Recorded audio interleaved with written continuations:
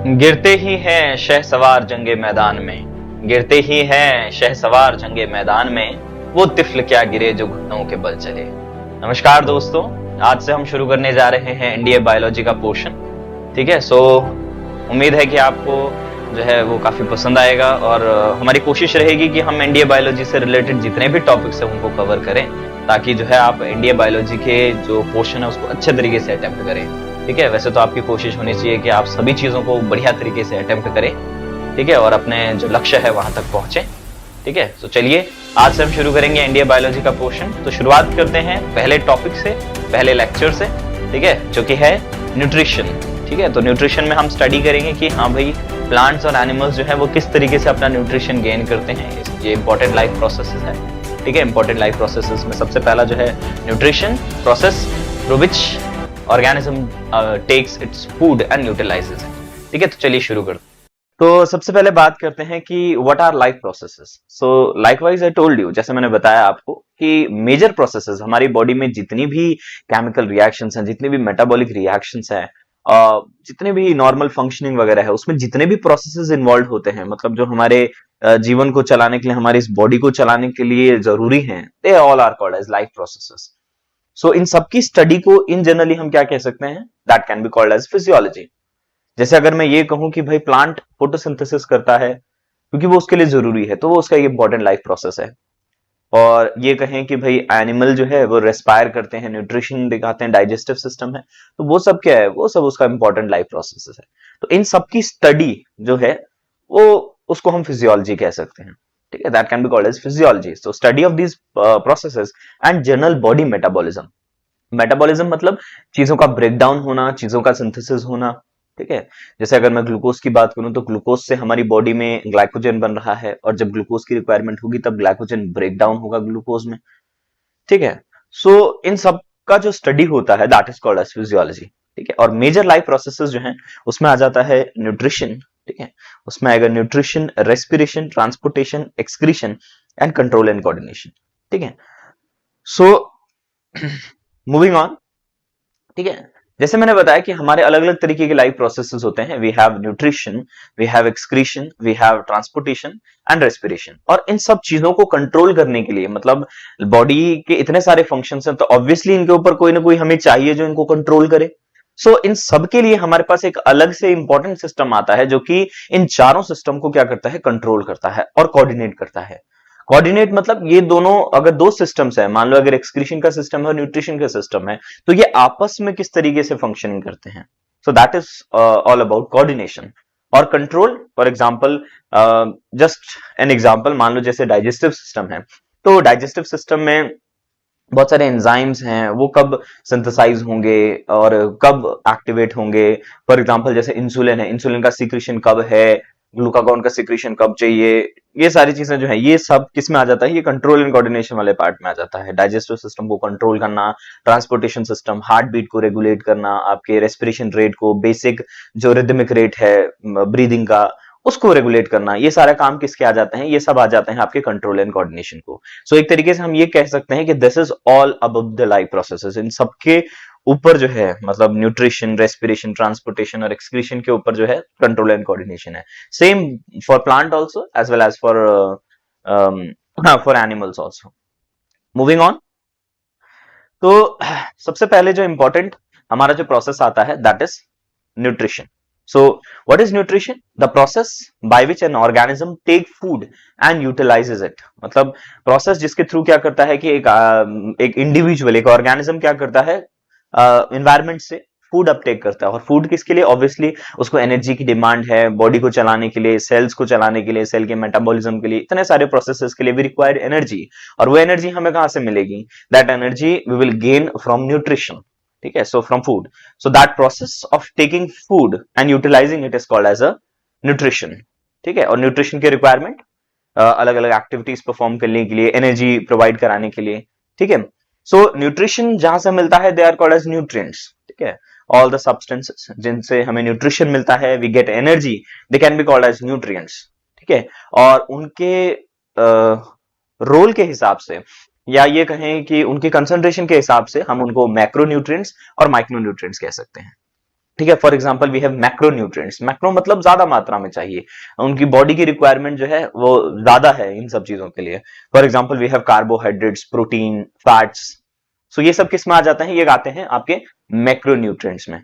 और दूसरी कैटेगरी जो आती है वो आती है माइक्रो न्यूट्रिएंट्स। माइक्रो मतलब स्मॉलर अमाउंट में चाहिए, we required vitamin, we fibres, minerals, roughage, ये सब चीजें क्या है, ये हमारे जनरल न्यूट्रिएंट्स में प्रेजेंट होते हैं, हमारे फूड में प्रेजेंट होती हैं, और डिपेंडिंग अपॉन देयर नीड हम इनको मैक्रो न्यूट्रिएंट्स और माइक्रो न्यूट्रिएंट्स की कैटेगरी में रखते हैं। ठीक है। सो बढ़ते हैं आगे। सो देखा जाए तो we have generally there are two type of nutritions. ठीक है, दो मोड ऑफ न्यूट्रिशन होते हैं, एक होता है ऑटोट्रॉफिक और एक आ जाता है आपका हेटेरोट्रॉफिक। देखो, ट्रॉफिक शब्द का मतलब होता है एनर्जी, ट्रॉफिक शब्द का मतलब हो गया एनर्जी। ऑटो मतलब सेल्फ, सेल्फ जनरेटेड, मतलब ये है कि ये क्या कर सकते हैं, अपनी एनर्जी, मतलब एक तरीके से ये कर सकते हैं कि अपने एनर्जी को खुद ही गेन कर सकते हैं, मतलब किसी पे डिपेंडेंट नहीं होते, सीधा सीधा मतलब ये है। ऑब्वियसली एनर्जी उनको फूड से मिलेगी, और ये क्या कर सकते हैं, अपना फूड खुद सिंथेसाइज करते हैं। जैसे कि प्लांट्स की अगर मैं बात करूं तो प्लांट परफॉर्म फोटोसिंथेसिस, तो ये क्या करते हैं, ये अपना फूड जो है वो खुद ही सिंथेसाइज करते हैं।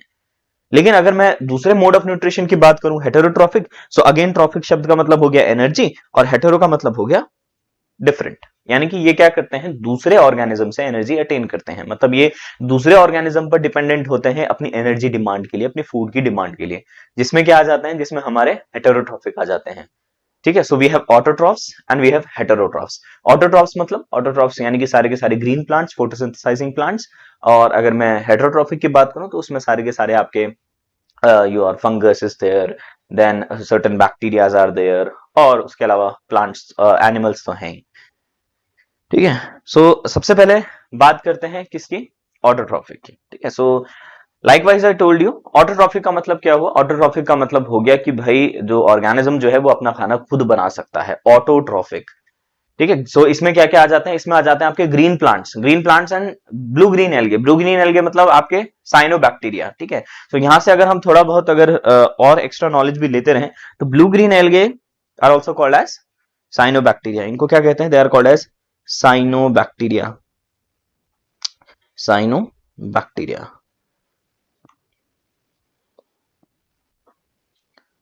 सो साइनोबैक्टीरिया, और साइनोबैक्टीरिया मतलब ये कौन से किंगडम में आते हैं, bacteria comes under the Monera kingdom, Monera kingdom. So इनका किंगडम क्या आ जाता है, इनका किंगडम आ जाता है मोनेरा। एक और चीज जो इनके बारे में याद रखनी है वो है ये कि ये क्या होता है, ये प्रोकैरियोट्स होते हैं। ठीक है। ये प्रोकैरियोट्स और यूकैरियोट्स, जब हम सेल वाले पोर्शन पे आएंगे तब हम डिस्कस करेंगे कि what are prokaryotes and what are eukaryotes. ठीक है। So they are generally blue green algae. अब ब्लू ग्रीन एल्गे हैं, so they are called as cyanobacteria. For example आपका नॉस्टॉक है, एनाबीना है। ठीक है। नॉस्टॉक, एनाबीना, ऑसिलिटेरिया, ये सब किसमें आ जाते हैं, ये सब ब्लू ग्रीन एल्गे में आ जाते हैं।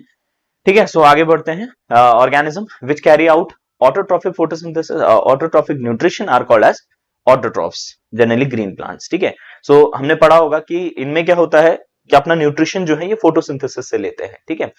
जो ब्लू ग्रीन एल्गे है that is an example of photosynthetic bacteria. Again अगर मैं बैक्टीरिया को न्यूट्रिशन के बेसिस पर अलग करूं, सो उसमें भी वो ऑटोट्रॉफिक बैक्टीरिया होते हैं और हेटेरोट्रॉफिक बैक्टीरिया होते हैं। ऑटोट्रॉफिक में भी फर्दर दो तरीके के आ जाते हैं, एक होते हैं फोटोसिंथेटिकली ऑटोट्रॉफिक और एक होते हैं कीमोसिंथेटिकली ऑटोट्रॉफिक।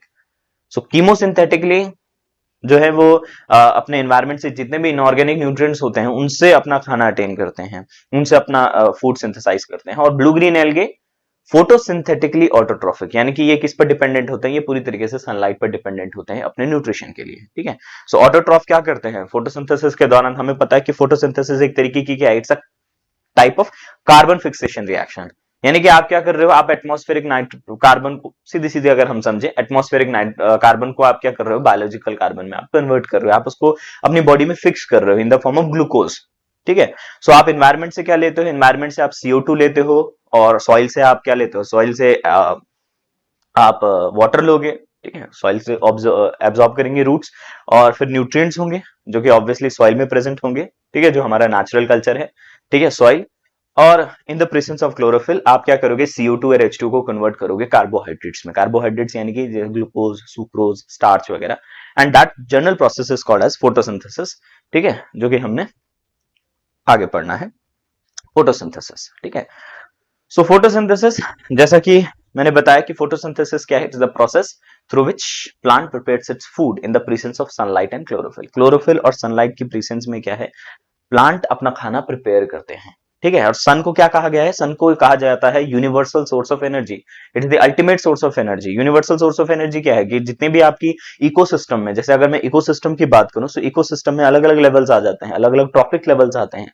अगेन ट्रॉफिक का मतलब क्या हो गया, energy, energy demand. So depending upon their energy demand अलग अलग जो ऑर्गेनिजम्स होते हैं वो अलग अलग ट्रॉफिक लेवल को अटेन करते हैं, ठीक है।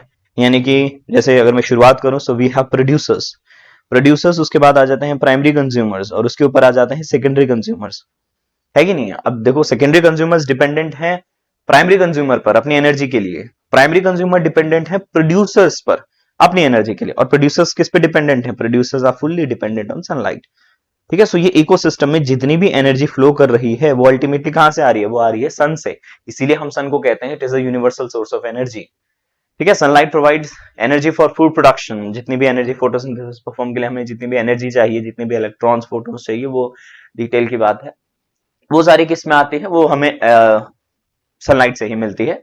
सो उसके रॉ प्रोडक्ट्स क्या होते हैं, raw products are water, CO2, these are the raw products of photosynthesis and chloroplast, ठीक है। ये बहुत ज्यादा जरूरी है, बहुत इंपॉर्टेंट क्वेश्चन आ जाता है कभी कभी कि chloroplast are the site of the synthesis. Photosynthesis के जो है साइट कौन है, वो है आपकी क्लोरोप्लास्ट, ठीक है।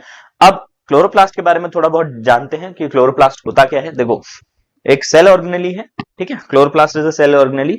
एक ग्रुप ऑफ सेल ऑर्गेनेली होता है जिसको हम कहते हैं plastid, that is called as plastid, ठीक है, जिसको हम कहते हैं प्लास्टिड। और क्लोरो का मतलब हो गया क्लोरोफिल, क्लोरोफिल। सो ऐसे प्लास्टिड जिनमें क्लोरोफिल प्रेजेंट होता है they are called as chloroplast, ठीक है। और क्लोरोप्लास्ट में भी अगर मैं ये देखूं तो क्लोरोप्लास्ट तो सेल की बात है। अगर कभी क्वेश्चन आ गया कि हाँ भाई फोटोसिंथेसिस की साइट क्या है, सो एक जनरल अगर मैं डायग्राम बनाऊं, ठीक है, फॉर एग्जांपल, हाँ हमने आगे पढ़ना है इसमें, जैसे लीफ है, सो लीफ में क्या होता है, लीफ में प्रेजेंट होते हैं आपके mesophyll cells. These are the specialised cells for photosynthesis, जो कि परफॉर्म करते हैं photosynthesis. Specialised in the sense कि ये क्या हो जाता है, मतलब इनका काम एक तरीके से फोटोसिंथेसिस है। रीजन यही है कि इनमें क्या होता है, क्लोरोप्लास्ट का नंबर ज्यादा होता है, क्लोरोप्लास्ट का नंबर ज्यादा होता है, तो इसलिए ये बेहतर तरीके से फोटोसिंथेसिस करते हैं। और दिन के टाइम पर क्या होता है, स्टोमेटास ओपन होते हैं, ठीक है। जैसे कि अगर मैं अगर हम इसकी बात करें, जैसे अगर आपकी लीफ की बात करें, सो लीफ में क्या है, लीफ में चलिए खुद ही बनाना पड़ेगा, ठीक है। लीफ में मान लो जैसे ये आपके स्टोमेटाज हैं, ठीक है, तो यहां इस तरीके से अगर मान लो ये आपकी लीफ एपिडर्मिस है, this is the leaf epidermis suppose, ठीक है। सो यहां पर क्या होंगे, ये आपके स्टोमेटा सेल्स होंगे, स्टोमेटल सेल्स होंगे। स्टोमेटल सेल से क्या होगा आपका, जब ये दिन में ओपन होते हैं तो CO2 क्या करती है, अंदर आती है, ठीक है। CO2 जैसी अंदर आती है तो आपका जो क्लोरोफिल है वो क्या करता है, इन सनलाइट को ट्रैप करता है। Sunlight is being trapped by the green colour pigment called as chlorophyll, ठीक है। और फिर ये जो CO2 होती है ये कन्वर्ट की जाती है किसमें, आपके ग्लूकोज में, ठीक है, बाय द फॉलोइंग रिएक्शंस, ठीक है। सो अगर क्वेश्चन आता है कि हाँ which is the major side which of the cells are involve in photosynthesis, so they are basically the mesophyll cells. अगर मैं लीफ की बात करूं तो लीफ में मेसोफिल सेल्स, और मेसोफिल सेल्स में भी किसमें, क्लोरोप्लास्ट, ठीक है। और अगर और डिटेल की बात आती है कि क्लोरोप्लास्ट के अंदर भी कहां, ठीक है, क्लोरोप्लास्ट के अंदर भी कहां अगर फोटोसिंथेसिस होता है, तो देखिए इसमें थोड़ा अगर मैं डिटेल में जाऊं, ठीक है। सो जनरली फोटोसिंथेसिस की अगर मैं बात करूं, सो फोटोसिंथेसिस की दो तरीके की रिएक्शंस होती हैं। फोटोसिंथेसिस कंटेन्स लाइट रिएक्शन, एक होती है लाइट रिएक्शन, ठीक है। और लाइट रिएक्शन के साथ क्या आती है, एक होती है आपकी डार्क रिएक्शन, ठीक है, यू हैव डार्क रिएक्शन, ठीक है। सो लाइट रिएक्शन जो होती है वो होती है थाइलाकॉइड्स में, थैलाकॉइड्स में, ठीक है। और डार्क रिएक्शन जो होती है वो होती है स्टोरमा में, ठीक है, दैट इज इन द स्टोरमा, ठीक है। फॉर एग्जांपल अगर देखो मान लो अगर मैं ये कहूं कि भाई आपका क्लोरोप्लास्ट है, तो इन जनरल अगर मैं क्लोरोप्लास्ट का डायग्राम बनाऊं, जैसे suppose this is a chloroplast, ठीक है। सो क्लोरोप्लास्ट के अंदर क्या होता है, इस तरीके से कॉइन लाइक स्ट्रक्चर्स होते हैं जिनको हम कहते हैं थैलाकॉइड्स।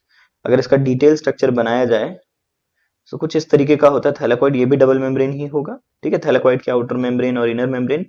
थैलाकॉइड के इस वाले पोर्शन में क्या होता है, इस वाले ये थैलाकॉइड हो गया और ये हो गया आपका स्टोरमा। तो यहां पर होती है आपकी डार्क रिएक्शन और यहां पर क्या होती है, यहां पर होती है आपकी लाइट रिएक्शन, यहां पर हो गया आपकी लाइट रिएक्शन, ठीक है।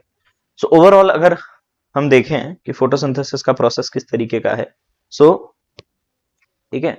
सो CO2 आई कहां से? CO2 आई इन्वायरमेंट से सबसे पहले क्या हुआ? सनलाइट है, ठीक है। सनलाइट के प्रेजेंस में क्या होगा? आपके स्टोमेटास क्या करेंगे? ओपन होंगे। जैसे आपके स्टोमेटा ओपन हुए, इन्वायरमेंट से CO2 अंदर एंटर करी, ठीक है। CO2 अंदर एंटर करी और रूट्स से हमने क्या ले लिया? वाटर ले लिया, ठीक है। और उसी एनर्जी से, सन की उसी एनर्जी से हमने क्या कर दिया? CO2 को फिक्स कर दिया किसमें? ग्लूकोज में, C6H12O6, ठीक है। इन जनरल आप इतना डिटेल में you need not to go much into the details, ठीक है।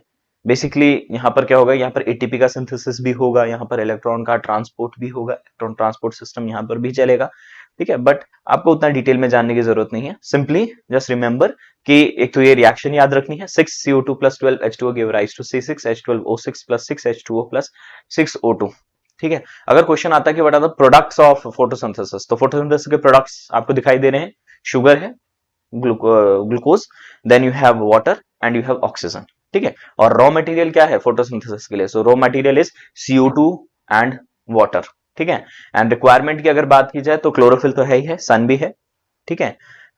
सो मूविंग ऑन, ठीक है। और साइट ऑफ फोटोसिंथेसिस में आ गया तो मेसोफिल सेल्स हैं, और मेसोफिल सेल्स के अंदर भी क्लोरोप्लास्ट हैं। और अगर फर्दर डिटेल आ जाती है तो क्लोरोप्लास्ट में भी दो तरीके की रिएक्शंस, एक लाइट रिएक्शन जो कि कहां हो रही है? वो हो रही है आपके थैलेकॉइड्स में, और डार्क रिएक्शन जो कि कहां हो रही है? आपके स्टोरमा में। चलिए आगे बढ़ते हैं, ठीक है। सो इन जनरल अगर हम देखें, एक बार क्विकली हम रिवाइज कर लेते हैं इस चीज को, ठीक है। सो जैसे कि हमने देखा, ठीक है। सो सनलाइट, ठीक है, सनलाइट आ गई, CO2 एंटर करी, और रॉ प्रोडक्ट, आपको प्रोडक्ट क्या मिला? शुगर एंड ऑक्सीजन, जो कि कहां जा रहा है? एनवायरमेंट में जा रहा है, ठीक है। और वाटर कहां से मिला? सॉइल से मिला। उसके अलावा जितने भी नेसेसरी न्यूट्रिएंट्स हैं, ठीक है, for example magnesium, then you have phosphorus, calcium, potassium, ये सब कहां से मिल रहा है? ये सॉइल से मिलेगा। चलिए आगे बढ़ते हैं। सो ग्लूकोज इज प्रोड्यूस्ड, ठीक है। ग्लूकोज क्या मिलता है? जैसे ही आपका जो फाइनल प्रोडक्ट है वो है ग्लूकोज, ठीक है। अब ये क्या होता है? ग्लूकोज कन्वर्ट होता है किसमें? स्टार्च में। Glucose is converted into starch. और स्टार्च क्या है? Starch is the stored form of food in plants, while in animals glycogen act as a stored form of food. Very very important point, बहुत ही ज्यादा important point है कि बहुत बार इस तरीके के क्वेश्चन आ जाते हैं कि हाँ भाई आपका स्टोर्ड फॉर्म ऑफ फूड कौन सा है प्लांट्स में? सो दैट इज स्टार्च, ठीक है। अब स्टार्च क्या है? स्टार्च इज अ पॉलीसेकेराइड, ठीक है। Starch is a polysaccharide of glucose. Glucose का पॉलीसेकेराइड है स्टार्च, ठीक है। सेकेराइड का मतलब हो गया शुगर, ठीक है। पॉली का मतलब बहुत सारे शुगर्स, ठीक है। जब बहुत सारे ग्लूकोज मिलकर एक चेन जैसा स्ट्रक्चर बनाते हैं, ठीक है, that is called as a polysaccharide, ठीक है। इन जनरल मतलब छोटे छोटे मोनोसेकेराइड्स हो गए, मोनोसेकेराइड्स मिलकर क्या करते हैं? वो एक पूरे का पूरा पॉलीसेकेराइड बनाते हैं, काइंड ऑफ पॉलीमराइजेशन रिएक्शन है, ठीक है। सो स्टार्च क्या है? स्टार्च और ग्लाइकोजन दोनों के दोनों क्या है? दोनों के दोनों पॉलीसेकेराइड की कैटेगरी में आते हैं। और ग्लूकोज क्या है? Glucose comes under the monosaccharide, that is a single unit, ठीक है। अब ग्लूकोज क्या होता है? जैसे जैसे आपके ग्लूकोज का सिंथेसिस होता रहता है, जैसे जैसे आपकी फोटोसिंथेसिस की रिएक्शन चलती रहती है, वैसे वैसे क्या है? ग्लूकोज के मॉलिक्यूल्स निकलते रहते हैं, और ये क्या है? ये स्टार्च में सिंथेसाइज होते रहते हैं।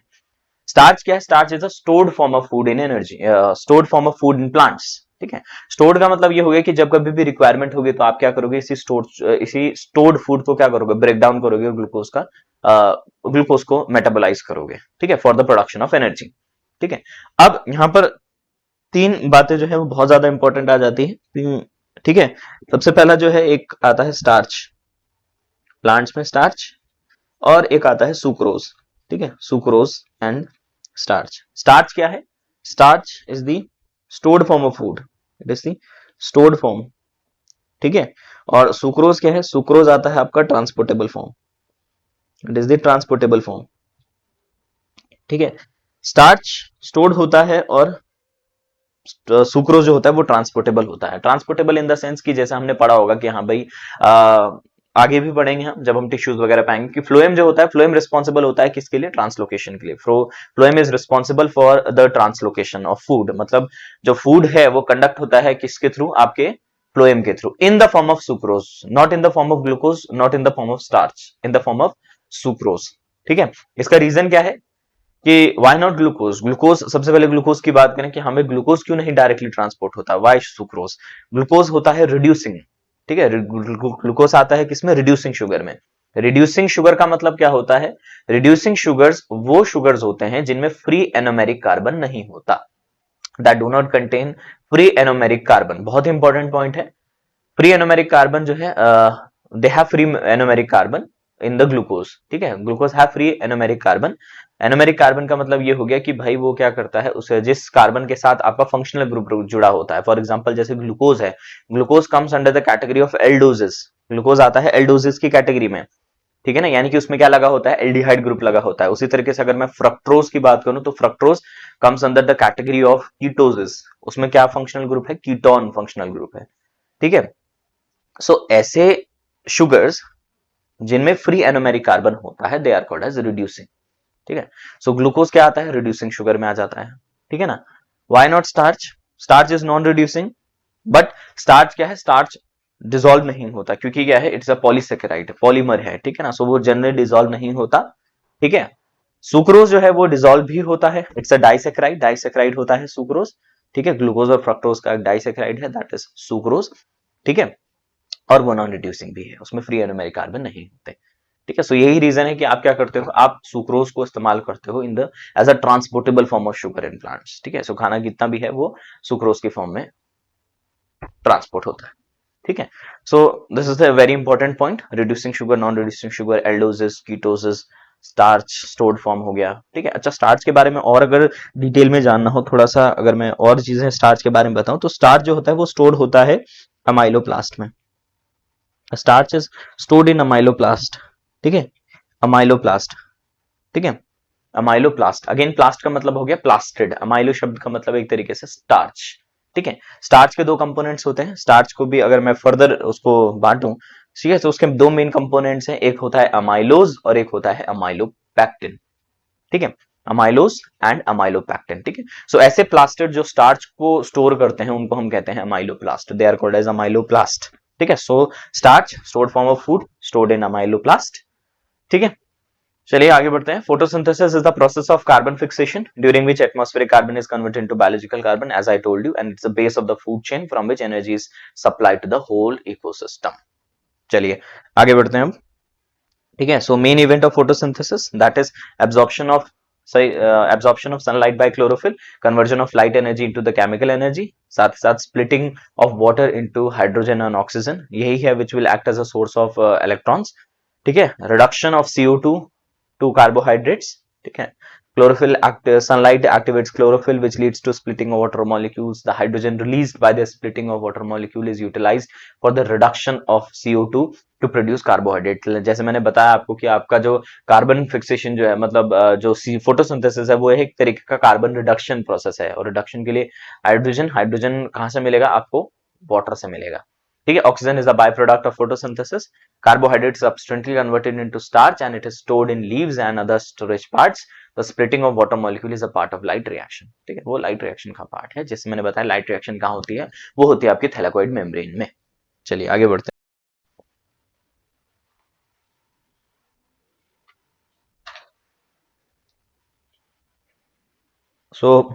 जैसा आपको दिखाई दे रहा होगा, ठीक है। ये क्या है? ये जो आपके ग्रीन कलर के सेल्स हैं, ठीक है ना, मतलब जैसे मैंने बताया कि आपके ग्रीन पाइल जैसे स्ट्रक्चर्स होते हैं, कॉइन जैसे स्ट्रक्चर्स होते हैं, these are called as thylakoids, ठीक है। और इन्हीं थैलेकॉइड्स में क्या होगी? इन्हीं थैलेकॉइड्स में होगी आपकी लाइट रिएक्शन, यहाँ होगी आपकी लाइट रिएक्शन, ठीक है, यहाँ होगी आपकी लाइट रिएक्शन। और ये वाला जो पोर्शन है, ये जो खाली वाला पोर्शन है, इसको हम कहते हैं, इट इज कॉल्ड एज स्टोर्मा, ठीक है। और इस स्टोर्मा में क्या होगी? इसी स्टोर्मा में होगी आपकी डार्क रिएक्शन, यहाँ होगी आपकी डार्क रिएक्शन, ठीक है। और यहाँ दिखाई दे रहा होगा आपको कि देखो, दीज आर स्टोमेटास, ये आपके स्टोमा हो गए, यहाँ से आपकी CO2 एंटर करेगी, ये हो गए आपके गार्ड सेल्स, ठीक है। और यहाँ ये हो गए आपके मेसोफिल सेल्स, ठीक है। और ये जो होते हैं ये आपके वैस्कुलर सेल्स हैं, वैस्कुलर सेल्स यानी कि आपके जाइलम और फ्लोएम, ठीक है। So this was all about autotrophic nutrition, ठीक है, मतलब जिसमें हमने डिस्कस करा कि प्लांट अपना खाना किस तरीके से बनाते हैं, what is the basic process of photosynthesis, ठीक है। सो अगला जो लेक्चर होगा, अगले लेक्चर में हम डिस्कस करेंगे अबाउट हेटेरोट्रॉफिक न्यूट्रिशन, ठीक है, यानी कि ह्यूमन बींग्स किस तरीके से अपना न्यूट्रिशन अटेन करते हैं, ठीक है। सो इससे रिलेटेड जितने भी क्वेश्चंस होंगे वो हम एक सेपरेट लेक्चर रिकॉर्ड करेंगे, एक सेपरेट लेक्चर होगा जिसमें हम सारे पीवाईक्यूज और सैम्पल पेपर्स वगैरह हम डिस्कस करेंगे, ठीक है। सैम्पल क्वेश्चंस हो गए, जितने भी पीवाईक्यूज होंगे रिगार्डिंग टू ऑटोट्रॉफिक न्यूट्रिशन वो हम उसमें डिस्कस करेंगे, ठीक है। सो इसमें बेसिकली जो जो मेन मेन क्वेश्चंस थे वो शायद मैंने एक बार डिस्कस कर चुका हूं मैं, वरना हम पीवाईक्यूज में दोबारा से डिस्कस कर लेंगे, ठीक है। So this was all about today. Thank you so much.